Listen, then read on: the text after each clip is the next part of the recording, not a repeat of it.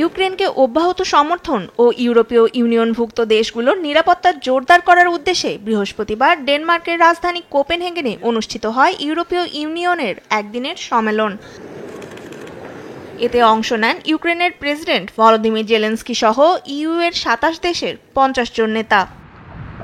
সম্মেলনে অংশ নিয়ে ইউক্রেনের প্রেসিডেন্ট বলেন, যারা রাশিয়ার সঙ্গে সম্পর্ক বেছে নিচ্ছে তারা ইউরোপ ও যুক্তরাষ্ট্রের বিরুদ্ধে দাঁড়াচ্ছে।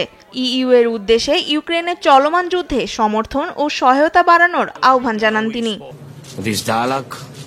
ইউক্রেন শুধু নিজেদের জন্য যুদ্ধ করছে না, বরং পুরো ইউরোপকে রক্ষা করছে। রাশিয়ার হুমকি সরাসরি ইউরোপে প্রবেশ করতে পারে, তাই ইউক্রেনকে সমর্থন করা মানে ইউরোপের শান্তি রক্ষা করা।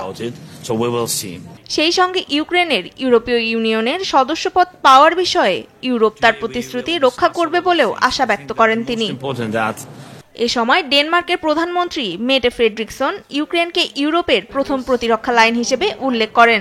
তিনি সতর্ক করেন, ইউরোপকে ২০৩০ সালের মধ্যে নিজস্ব প্রতিরক্ষা ব্যবস্থা গড়ে তুলতে হবে। সেই সঙ্গে সম্প্রতি ডেনমার্কের সেনাঘাঁটি ও বিমানবন্দরে রাশিয়ার ড্রোন উস্কানি এবং পোল্যান্ডের আকাশসীমা লঙ্ঘনকেও ইউরোপের জন্য হুমকি বলেও তিনি উল্লেখ করেন।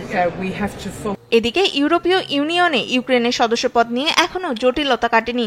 জেলেনস্কি ইউরোপকে তার প্রতিশ্রুতি রক্ষার কথা বললেও হাঙ্গেরির প্রধানমন্ত্রী ভিক্টর অরবান বলেন, ইউক্রেনকে সদস্যপদ দিলে যুদ্ধ সরাসরি ইইউতে প্রবেশ করবে এবং বিপুল অর্থ ইউক্রেনের জন্য ব্যয় করতে হবে। এছাড়াও রুশ তেল ও গ্যাস আমদানি বন্ধের বিষয়েও হাঙ্গেরি বিরুদ্ধে অবস্থান নিয়েছে। তনিমা ইসলাম, নিউজ ডেস্ক, দেশ টিভি।